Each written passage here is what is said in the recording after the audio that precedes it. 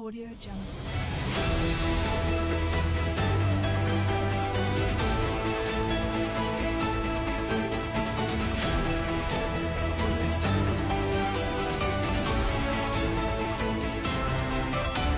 Kutch live Asmita news ચેનલને like comment share subscribers reporter Wasim Siddiq Kotwad reporter Wasim Siddiq Kotwad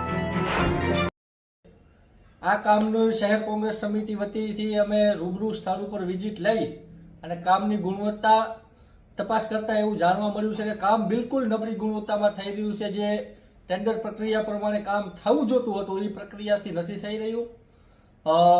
પાર અંદરથી માટી કાઢીને એની પાર બનાવી છે. તળાવ અંદરથી માટી કાઢીને એ માટી ઉપર ડાયરેક્ટ જે સ્ટોન હોય એ રાખીને ઉપર ખાલી સિમેન્ટથી વાટા ભરી દીધેલા છે.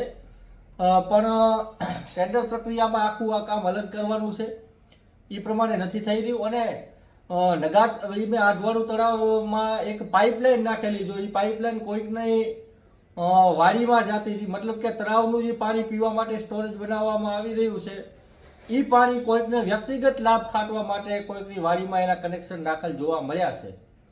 આમ આ તળાવમાં મેં કીધું કે 3.5 કરોડના ખર્ચે બ્યુટિફિકેશનનું કામ કરવાનું છે. એમાંથી 30 થી 40% જેટલો ભ્રષ્ટાચાર થઈ રહ્યો હોય એવું ચોખ્ખું સ્થળ ઉપર વિઝિટ લેતા જાણવા મળ્યું છે.